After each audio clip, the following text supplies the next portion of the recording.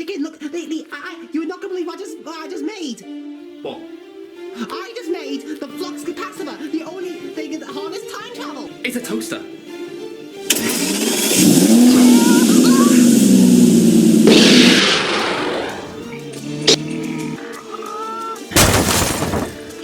What? Let me see.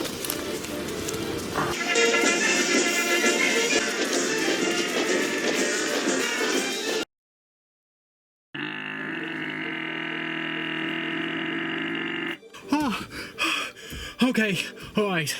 Oh, we nearly just got out of this place, did we, Blue? Alright, you know what? I think I have enough time travel anymore. Alright, can we get back home? Alright, discharge the machine. And...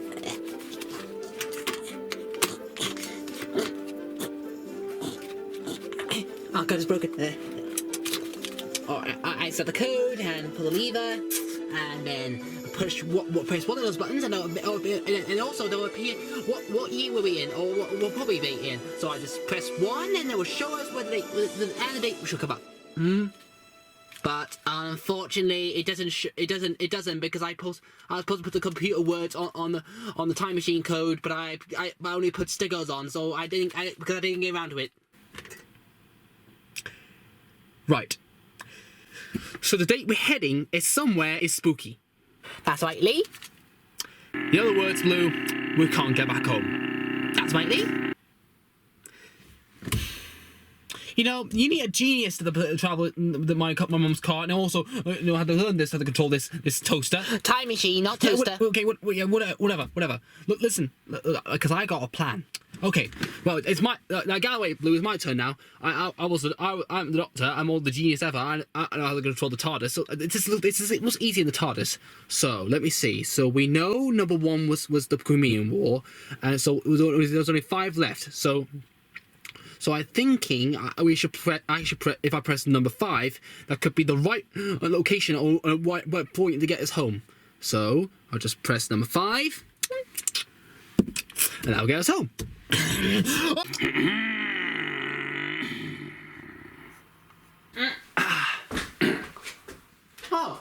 So we're in the wrong place, Blue. Again. Oh man, we're in Egypt. We're centuries away from now. We're in the BC. Right, Blue, you just stay there. I'll just look around. Typical. Why will you always get me in the wrong places? Where the hell am I? Blue, if it's you, it's not time for jokes.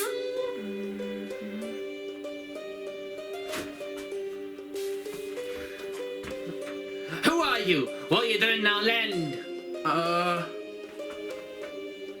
Egyptians. Hello. I'm the Doctor.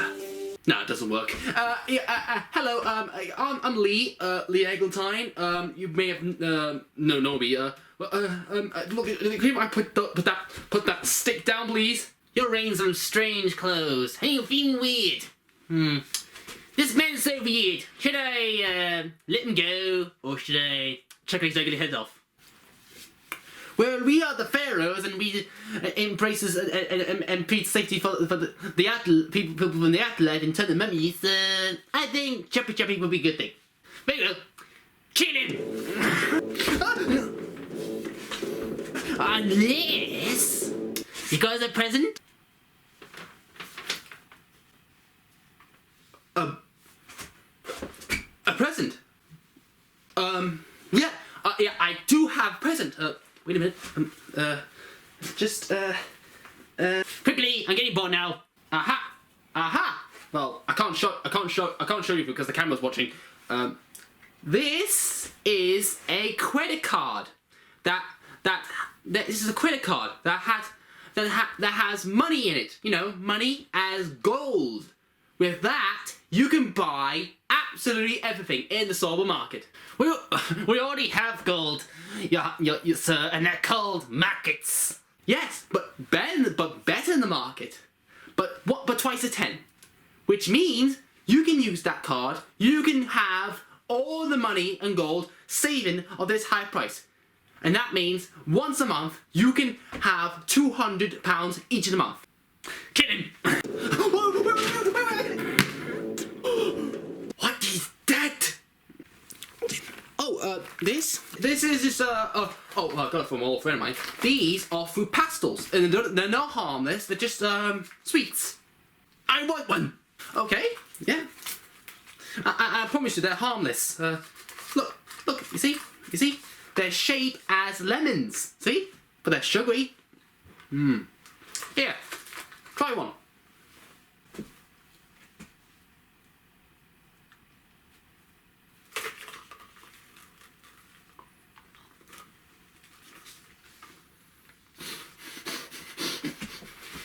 I must say, my true friend, this is the most delicious thing I ever tasted. Well, I thought you may like it. Give me all and spare for your life.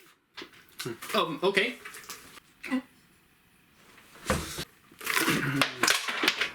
Now go, leave our land. Thank you. Well, I'm gonna go now.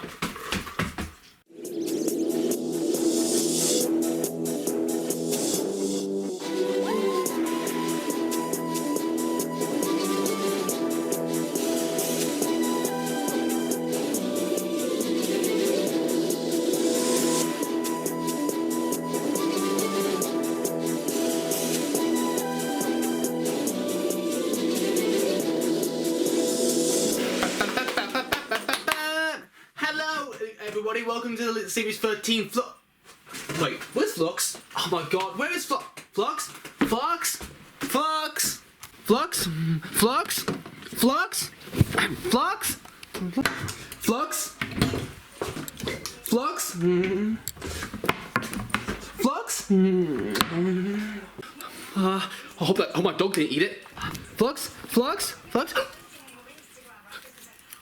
Did you see Flux? No. Flux? Flux? Ooh. Flux?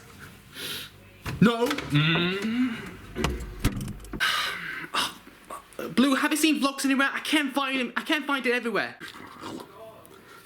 Have you checked your pockets? Oh! Duh. Here we go. Welcome to season 15 of Flux review. It's better now. Anyway, so let's go with the review. So in this review, I'm going to talk about the third episode of Doctor Who Flux. It came out yesterday and it's called Once Upon a Time. It was very like I thought it was like a flashback Doctor Who episode for the Doctor's past, but it was somebody else who was saying about the story or that, but it's just her story, and then suddenly the whole story becomes her. So what do you think about Once Upon a Time? It was like episode 1, where it was when you start watching it and it got a little complicated, and when it starts at the very end, it makes more sense. It made a lot of sense to me what's been happening, and it did set up something more like I don't know what kind of episodes I was thinking about. Something to do with the companion's origins. It was something to do with like tortured fragments, the tortured episode, and it came out in 2008. It was something like that. Featuring all the Doctor's companions, the tortured team members' origins and how they met. I think that was what I'm thinking of about this episode. And talking about, we know anything about Dan Lewis and about why he was homeless and why he. And how you know Diane? There was a character from who he met with John Bishop. Anyway, so let's start with the review. So in this review, I'm going to talk about the four characters and including the area of the episode and the monsters of the episode. So let's start with the characters first. Spoiler alerts if you haven't watched the episode. Yep, you're warned. So the characters I'm going to talk about first is Vinda. The thing about him in this episode, well, it was complicated about his backstory. It tells a lot about his backstory, and it all makes sense now because about why he was on a space station when it all makes sense about why he was on the space station when the Flux appeared and he ended up and his whole planet became in a crusp. I think that a lot of big sense, and also the character who was in the, like, who caused him, gave up the recording him. I think that's the big plot twist of the episode. I think what will happen, like he will, like the Vinder will meet him again, because we saw him in the trailer clips. So I think we're gonna see him again in the next, in maybe the next episode or maybe the other episodes of the Flux series. That's what my theory is. But also, the woman in the episode, that I think I put that in a second character, and that is second character. She was. It revealed that she is Vinder's wife, and then she's pregnant. And I don't even talk about much about that character. She was very confusing, and she was not even important. He was just the one that Vinder loves, and she wants to go after. So I think I'm just making Vinder very most a Cure character, but not like a Doctor Who. I thought he's not like an actual Doctor Who companion. He was just something to do with the character for the Flux series. But that's what I was thinking about Vinder. I thought it was something like Captain Jack Harkness or some sort, but he was complicated for that character. Yeah, that Vinder. So next we're going to talk about is John Bishop, who plays Daniel Lewis, or actually called Dan or Daniel, whatever you theory of. So what do you think about Dan in this story? Well, it revealed a lot about what her backstory. He was married by someone else, and then so he broke up. It was like 5 years ago or 7 years and 15 years, I think. And that's why we thought why he was homeless, and like he doesn't have any food to afford. And I think that relationship between Diane and John Bishop, and that make them a relationship. They love each other. That will be appeared maybe the finale when Dan and the Doctor and Yaz will save the universe from the Flux. And yeah, that's what my theory was for Dan. But anyway, he played very funny, and also the character where he plays from other characters from inside the Doctor's past. It played out very, very well lately. Yeah. So next we're going to talk about is Yaz. So what do you think about Mintman in this story? It was a little okay. The only thing I liked Yaz in this episode when he played a soldier from Vinder's past, and including the angels. The angels were in the episode, and it freaked him out. It's like the time of the angels when Amy Pond gets fronted to the angel when it's in Celtiville. That's what Matt Smith said. On that which holds the image of an angel becomes itself an angel. Yeah, it was something like that. They did that a lot. Some of that in the episode, and they gave the big twist of the angels, and became the scary monsters. It was my first time that Yasmin is ever scared of the angels. Yeah, just don't blink. Yeah, the next episode, don't even blink. Can everyone just stop blinking? So, and next we're going to talk about is Jodie Whittaker, who plays the Doctor. So what do you think about Jodie in this episode? It was as the Doctor. She played like mostly more like a little bit more than the Revolutions of the Daleks, when he was trying to figure out what about her past was, and about her past, what her real past was. And the Roof Doctor was back. I like her coming back. I knew she was coming back because I thought we could expect her in the finale, or maybe we see her again in another episode. Or that's just the past theory about that. It tells a little backstory about her and why the Swarm and Azura, they captured Azura, and more, it takes a lot to tell more about the Flux. So for the Doctor's past and then the Doctor's character, making two Doctors, though, it's like two Doctors again know each other and remembering each other. It's like the White Guardian and the Doctor meeting each other, and it was kind of good. I like the Roof Doctor and Jodie Whittaker's Doctor. It more like the futures of the Jadoon. I think that's what my theory for what the two Doctors meet each other again. That's what, and also the Timeless Children. Don't forget about that. Yeah. Yeah, and it tells about the whole story about why the Doctor was involved with the Flux. Apparently, the Flux was built to against the Doctor. What? To against the Doctor. That's my complicated thing. How the Doctor is involved, or how he calls the Flux. Maybe something in the past, or before we thrown from that hole, and he was raised from Gallifrey, or maybe it was around when he was recruited by the division and he'd done something wrong, that something happened in that mission that caused the whole Flux to set up and appear and against the Doctor and destroy the universe. And then all those creatures, the Ravagers, swarming Azuria, just want to take over to rule. That it all makes sense now.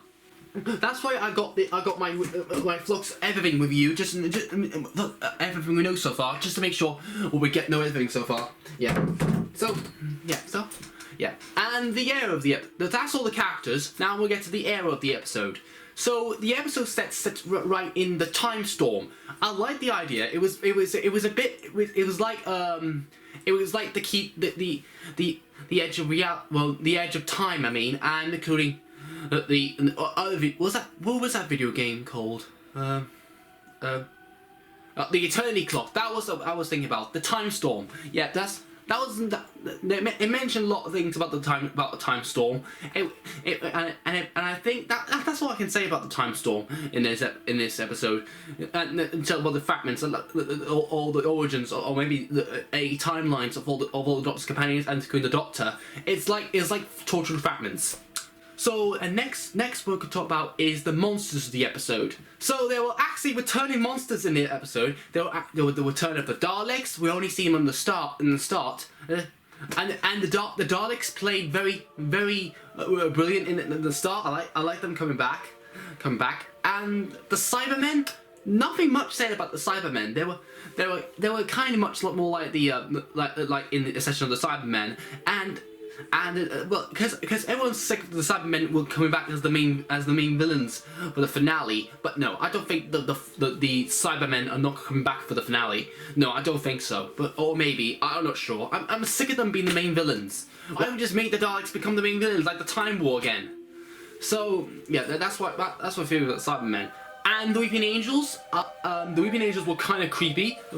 I mean, we only see them cover their faces again, like episode 1, but we only see them like going that on the episode, only in episode 1, but that's, and totally, I think I'm disappointed with the Angels because they have changed a little bit of them, and they have cracks in it, and the face has detail of it, and it didn't. They didn't look like the Angels from the Moffat era. I liked the Moffat era back in the time of the Angels. I know everyone's convinced that the Moffat era was not good, but in my childhood it was good. But yeah, that's what I thought about the Angels in this episode. I think the next episode, the Weeping Angels will be maybe better or scary. I'm worried for this episode. Next episode, it's gonna be terrifying. Also, I missed out about the character who played. Also missed out on the last review, episode 2, that there was a house. I'm not sure that's the actual Doctor's home, like Lombarrow, and that character who appeared in the ending. I'm not sure who she is, or how she's involved with the Flux. But anyway, that's all I can say for the monsters, and including those characters. So it'll make more sense when we get to the end. So that's it for this review. If you guys want to comment down below and subscribe and like, and what do you think about your reviews, or what do you think of this episode? I'm giving this episode 6 out of 10. That's my opinion. Yours could be very, very different. Anyway, thanks for watching, and I'll see you next time. Talio!